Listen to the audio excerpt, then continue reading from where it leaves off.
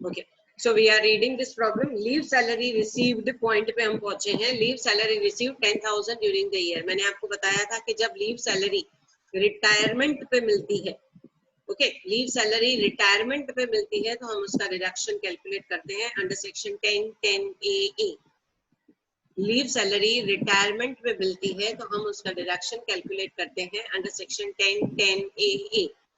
But यहाँ पे हमको लीव सैलरी रिटायरमेंट पे नहीं मिली है, यहाँ पे हमको leave salary during the working period मिली है. Okay, during the working period मेरा जॉब चालू है और मुझे लीव सैलरी मिल रही है, so that leave salary will be taxable as normal.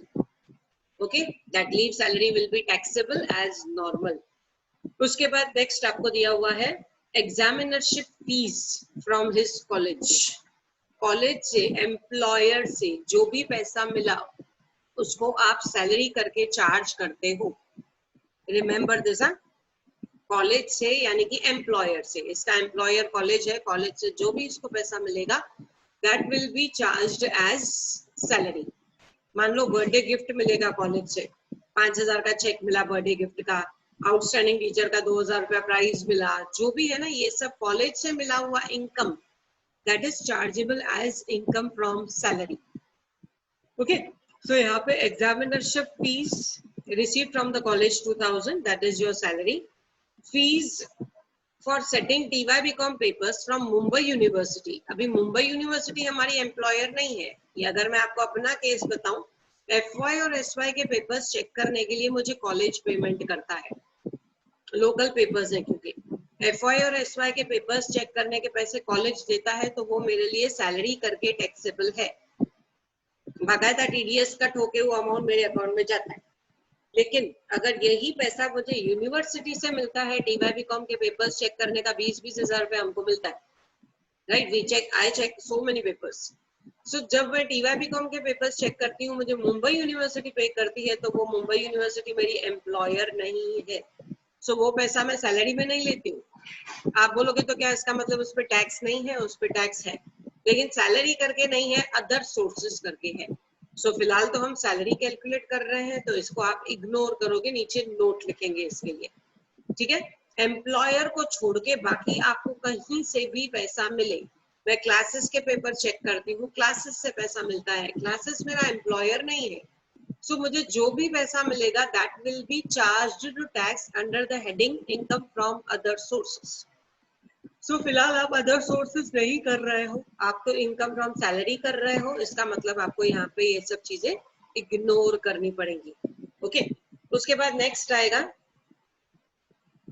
Royalty for writing book for accountancy, expenses incurred for writing manuscript, proof reading etcetera. अब ये रॉयल्टी रिसीव्ड, बुक्स लिखे मैंने, CSP का बुक लिखा, उसका मुझे पैसा मिला. ठीक है, ये पैसा अगेन मुझे मेरे एम्प्लॉयर से नहीं मिला है, मुझे पब्लिशर से मिला है. पब्लिशर ने दिया बुक लिखने का पैसा. सो वो पैसा भी आपको chargeable to tax under the head salary नहीं होगा. It will be chargeable under the head income from other sources, जो हम लोग फिलहाल नहीं कर रहे हैं. आप बोलोगे क्या इसके ऊपर टैक्स नहीं लगेगी? लगेगी ना, लेकिन अदर सोर्सेज करके लगेगी. सो यहाँ पे हम अदर सोर्सेज नहीं कर रहे हैं, तो हम इसके लिए भी नीचे नोट लिखेंगे. ओके, उसके बाद है deduction under the head profession tax 2,500. सो ये तो डिडक्शन है लास्ट में. चलो, काम की बात यहाँ पे एक इम्पॉर्टेंट पॉइंट आती है, that is your medical reimbursement. अब मेडिकल रीइंबर्समेंट की पॉइंट हमने छोड़ दी है. देखो, दो चीजें ध्यान रखना. Let me stop this share. I am coming to excel sheet. 1 minute.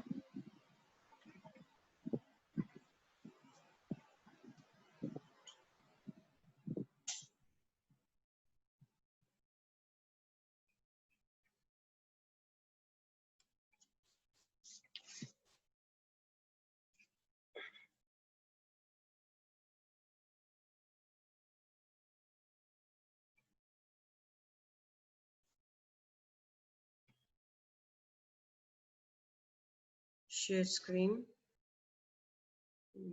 Yes. So I was talking about medical reimbursement. Fan का बहुत डिस्टर्बेंस था ना, फैन बंद कर दिया, आवाज डिस्टर्ब कर रहा था. चलो यहाँ पे मुझे तुम लोग को दो बातें बतानी है। सबसे पहले मेडिकल रीइंबर्समेंट क्या होता है और मेडिकल अलाउंस क्या होता है। ये दो चीजें हैं जो आपको ध्यान रखनी है।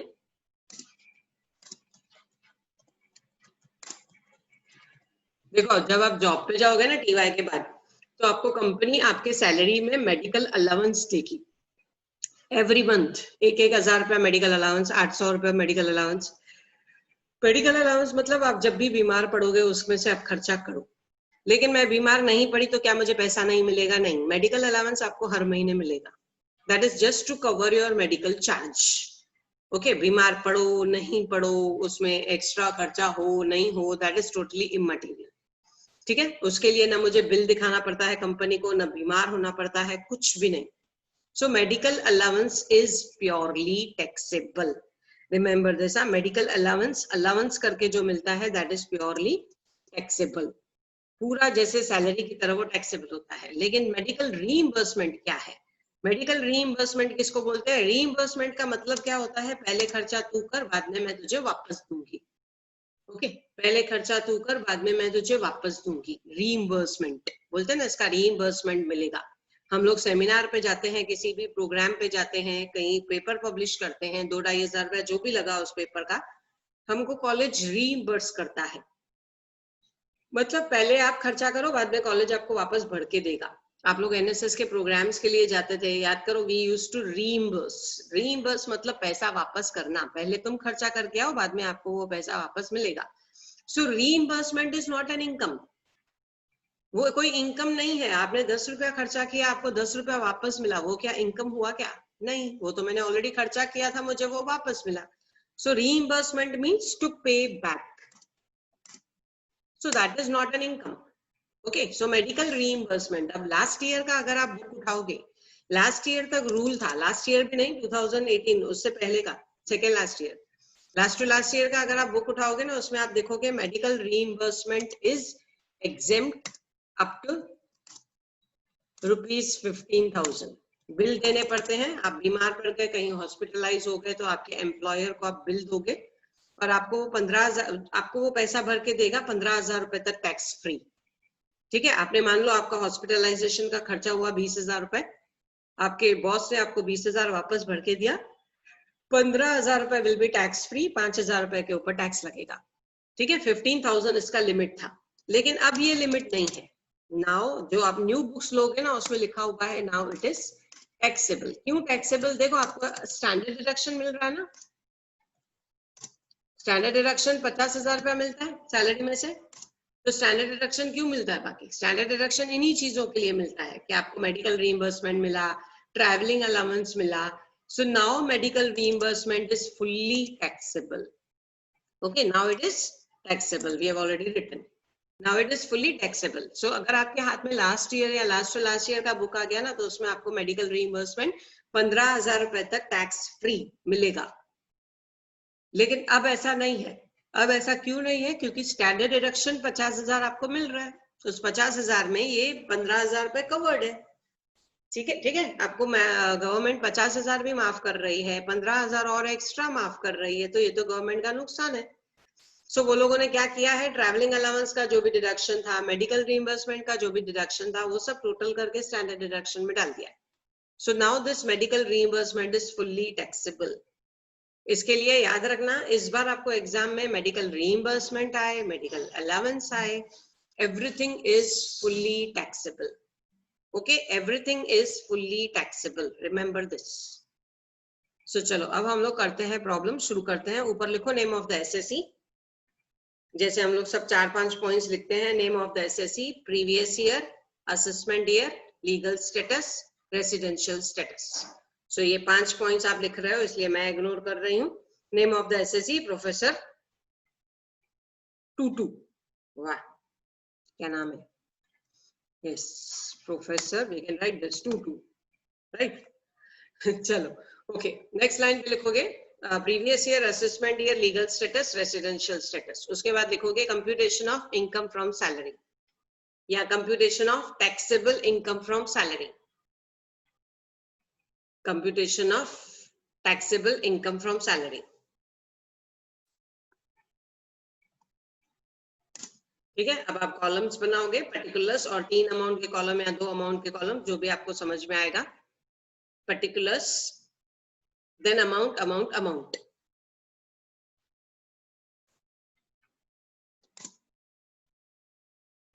ठीक है, चलो अब हम लोग स्टार्ट करते हैं। आई होप रफली बना रहे हो आप भी, क्योंकि अभी हम लोग प्रैक्टिस ही कर रहे हैं, तो फटाफट आपका बन गया होगा। तो चलो स्टार्ट करते हैं with the amount salary. Salary लिखा हमने 12,500 इंटू 12। 12,500 इंटू 12 मतलब 10 महीने का हो गया, हो गया 1,00,000, 1,50,000। ओके, तो सैलरी 12,500 इंटू 12। कहीं रिटायरमेंट वगैरह कुछ नहीं दिया है, जैसा दिया है आपको वैसा लेना है। उसके बाद मिला है अरियर्स। अरियर्स 12,000 रुपए। अरियर्स मतलब रहा हुआ सैलरी, जो पहले रहा हुआ था, कुछ आपको कम मिला रहेगा, पेंडेमिक था जैसे, हम लोग को पेमेंट्स नहीं हुई, 50% कम मिला, all that comes in the form of arrears. Okay, so arrears of salary 12,000। उसके बाद है आपका एंटरटेनमेंट अलाउंस। ये सब इनकम्स है, मतलब जो आपको मिला है आप वो कैलकुलेट कर रहे हो। 1,000 into 12, that becomes 12,000 again.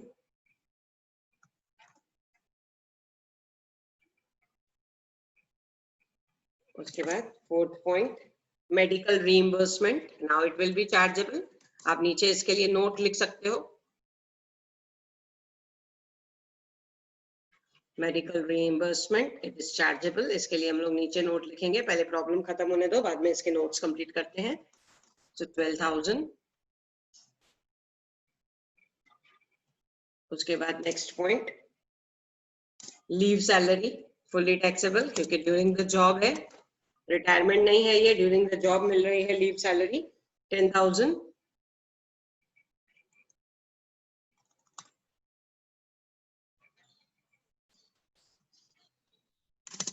उसके बाद नेक्स्ट है examinership fees from the college.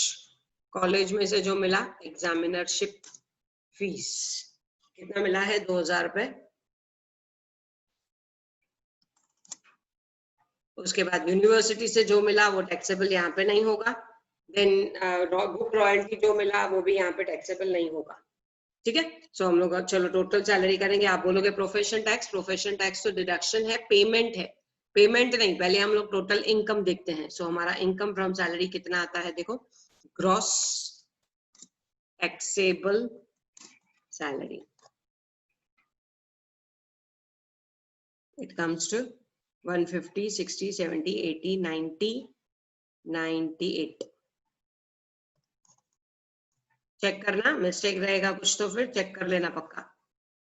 ठीक है, और एक स्टूडेंट प्लीज स्क्रीनशॉट्स निकालो ना, कल का भी स्क्रीनशॉट मुझे नहीं आया अटेंडेंस का। सो कल का और आज का दोनों भेज देना, स्क्रीनशॉट निकाल दो पार्टिसिपेंट्स का। Let us see, today 37 participants are there. Okay, less. अब इसमें से हम लोग जैसे माइनस करते हैं डिडक्शंस अंडर सेक्शन 16। पहला डिडक्शन आता है अंडर सेक्शन 16(1), जो सब चीजें कवर कर रहा है। स्टैंडर्ड डिडक्शन जिसको आप बोलते हो, स्टैंडर्ड डिडक्शन, जो फिक्स्ड अमाउंट है हमारा 50,000 रुपए। ठीक है, आपके जो भी खर्चे हैं वो सब कवर करने के लिए फिक्स्ड अमाउंट एक 50,000 रुपए। उसके बाद second is entertainment allowance under section 2, under section 16(2), entertainment allowance.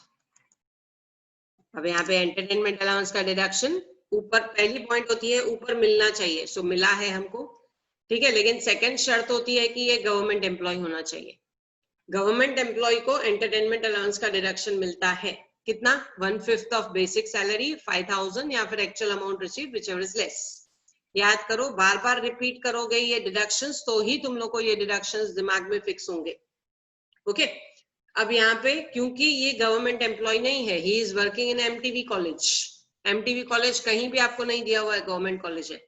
So he is not a government employee, इसका मतलब इसको एंटरटेनमेंट अलाउंस का डिडक्शन कुछ नहीं मिलेगा, it will be called as nil. Okay, it will be called as nil, no deduction for entertainment allowance. उसके बाद third point,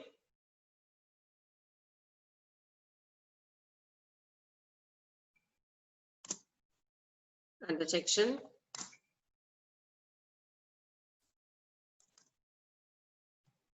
16(3).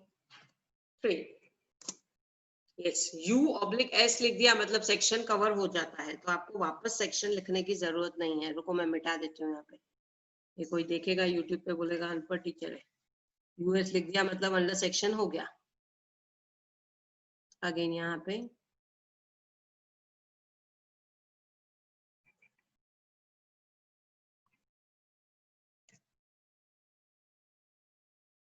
okay, so come to the third thing, just 1 minute. So third पे आ गए हम लोग। Third is your profession tax.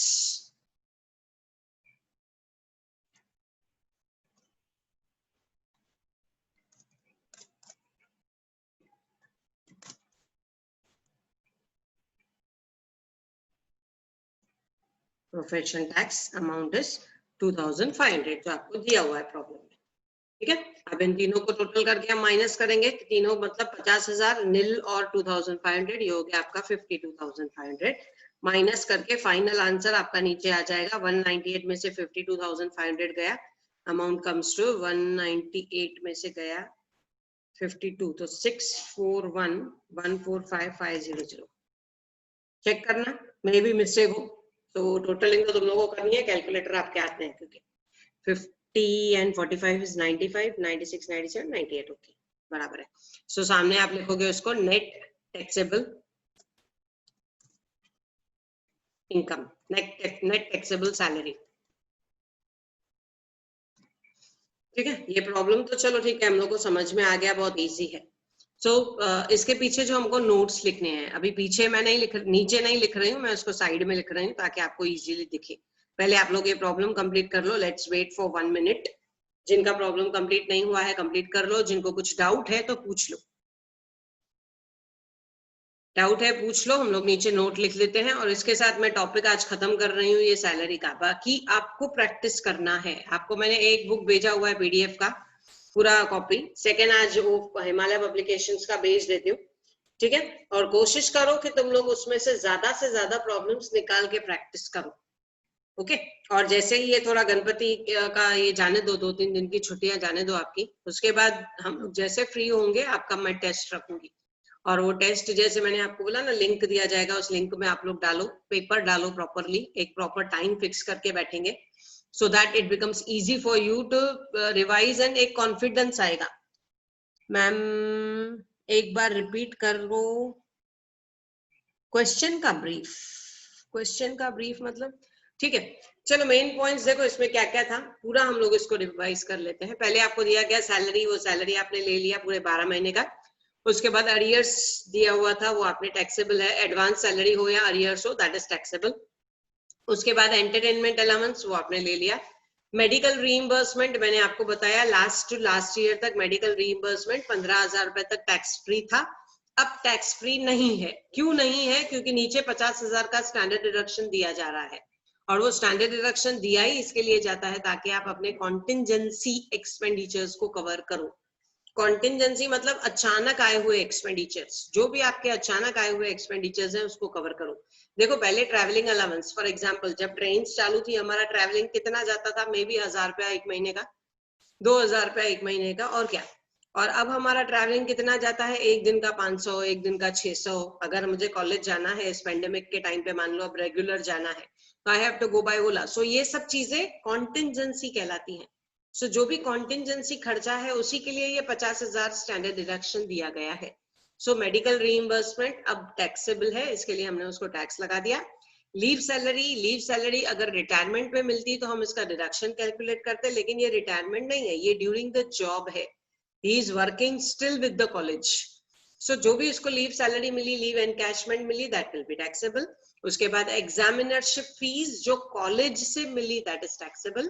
जो university से मिलेगी, क्योंकि यूनिवर्सिटी मेरी एम्प्लॉयर नहीं है, तो वो टैक्सेबल नहीं होगा।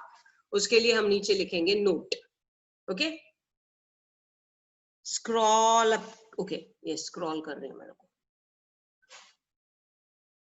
हाँ, ऊपर तो हम लोगों ने सिर्फ मेडिकल रीइंबर्समेंट के लिए लिखा हुआ है कि मेडिकल रीइंबर्समेंट हो या मेडिकल अलाउंस हो, इट इज टैक्सेबल। अलाउंस मतलब हर महीने आपकी सैलरी में एक पार्ट करके दिया जाता है, और रीइंबर्समेंट मीन्स अगर आप बीमार पड़ गए, आप हॉस्पिटलाइज हो गए, आपने खर्चा किया, कंपनी आपको वापस आने के बाद रीपे करके देती है। बिल दिखाओ और पैसा लेके जाओ। So that way medical allowance में आपको कोई बिल नहीं दिखाना पड़ता है, it is given to you every month. देखो, अलाउंस का मतलब क्या है, जैसे आजकल Reliance company shoe polish allowance दे रही है। सो शू पॉलिश, आप शू पॉलिश करो या नहीं करो, they are giving you money. क्यों दे रही है? बिकॉज आप टिप टॉप बन के ऑफिस में आओगे तो you are working as a representative for the company. So ये सब चीजें वहां पे मायने रखी जाती हैं। रुको, कोमल यादव कुछ तो डाउट है उसको, let us see. Yes Komal, unmute करो। Komal ma'am, unmute. Medical insurance premium ये नॉट टैक्सेबल है कि टैक्सेबल है? Medical insurance premium paid by the company, ठीक है, याद रखना, medical insurance premium paid by the company is taxable.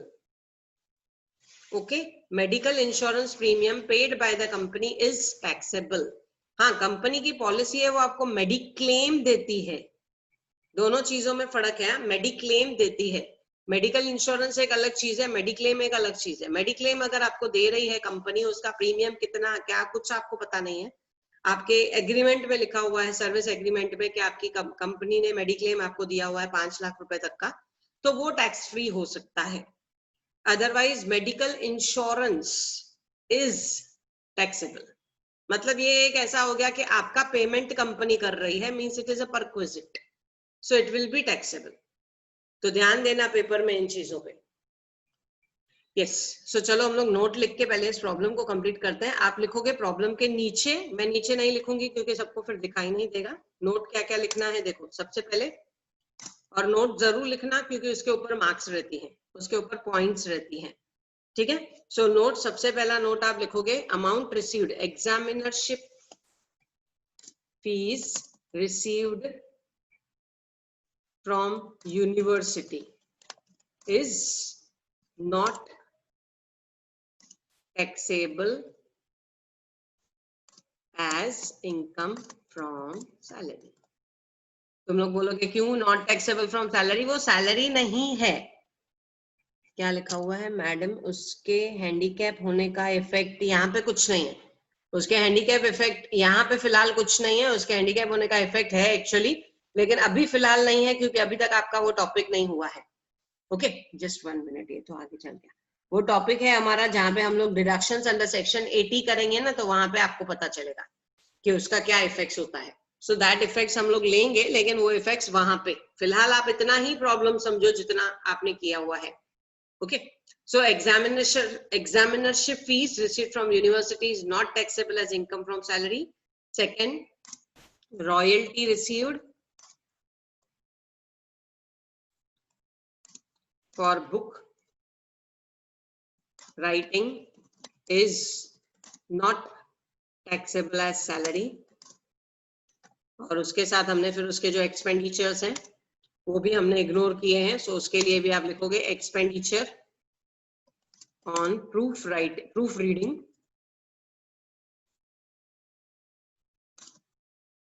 Is not to be considered या इज इग्नोर्ड, क्योंकि उसी इनकम से रिलेटेड है। जब हम अदर सोर्सेस करेंगे वहां पे उसको कंसिडर करेंगे expenditure.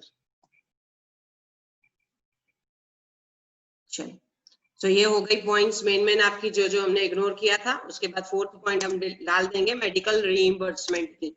Medical reimbursement is taxable as covered under standard deduction. याद करना, ये लास्ट ईयर से रूल आया है, ये लास्ट ईयर से रूल आया है। हमारे फाइनेंस मिनिस्टर ने ये पॉइंट डाली हुई थी बजट में कि जब हम स्टैंडर्ड डिडक्शन दे रहे हैं तो बाकी के सब डिडक्शंस हमने निकाल दिए हैं। सो वो लास्ट टू लास्ट ईयर 2018 के बजट में ये पॉइंट आई थी। ओके, सो प्लीज अंडरस्टैंड, ये पॉइंट्स डाल के आना so that nobody questions you. So this is what you have to do with the problem. This is the problem. इसके बाद आपको प्रैक्टिस करना है. अभी भी कुछ डाउट है तो पूछ लो, प्रैक्टिस करो. बाकी के प्रॉब्लम्स जितना हो सके, जो जो डाउट्स आते हैं मुझे मैसेज करो. गणपति का जो 1-2 दिन छुट्टी है, नॉर्मली इस बार 5 डेज का छुट्टी नहीं है, लेकिन जो भी 1-2 दिन छुट्टी है आप अपने मैसेजेस डाल के रखना. मुझे जैसे जैसे टाइम मिलेगा I will be answering it. तुम लोग को जैसे जैसे टाइम मिले तुम लोग प्रैक्टिस करो एंड सी दैट हमारा कितना टॉपिक्स कंप्लीट हो गया. देखो टैक्स का सबसे पहला टॉपिक, एक सिंपल बात देखो, मान लो आपको लिंक नहीं मिल रहा है किसी प्रॉब्लम का, कुछ नहीं सोचना है तुम लोगों को. मैंने टीवाई के जो भी लेक्चर्स है ना मेरे यूट्यूब चैनल पे डाल दिए हैं. तो अगर आप यूट्यूब पे जाके सविता पंजाबी टाइप करोगे तो आपको वो सामने मिल जाएगा और वहां पे आपको सब टीवाई के लेक्चर्स मिलेंगे. ठीक है, मुझे भी स्पेस चाहिए स्टोरेज का, सो मैंने वहां पे स्पेस पे स्टोर करके रखा हुआ है. तो आपको सब लेक्चर्स मिलेंगे. जहां जहां जो जो डाउट है, देखो कितने टॉपिक्स कंप्लीट हुए हैं. शुरुआत का बेसिस ऑफ चार्ज शायद वहां पे नहीं मिलेगा क्योंकि वो डेफिनेशन नहीं, शुरुआत का डेफिनेशंस आपको नहीं मिलेगा बिकॉज वो तो नॉर्मल हमने पीपीटी पे किया था डेफिनेशंस.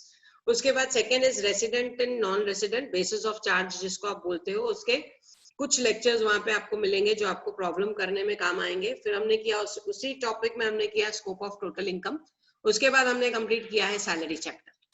ठीक है, अब हम लोग नेक्स्ट टाइम जब मिलेंगे 2-3 दिन हम लोग मार्केटिंग करते रहेंगे. मार्केटिंग का थोड़ा कंप्लीट करेंगे फर्स्ट मॉड्यूल एटलीस्ट. बाद में फिर जब आप मिलोगे ना, इसके बाद नेक्स्ट टॉपिक जो आपको करना है that is income from house property. So that house property we will be starting with. Okay, लेकिन उसके पहले आपका सैलरी चैप्टर तक का सब काम प्रॉपर होना चाहिए. ये तुम्हारी जवाबदारी है. मेरी तरफ से चैप्टर ओवर. अब आपको करना है कितना कर सकते हो. ठीक है, सो चलो all the best. I am ending with the lecture. Screenshot ले लिया है तो प्लीज तुम लोग मुझे ट्रांसफर कर देना, कल का भी और आज का भी. चलो गुड बाय, टेक केयर.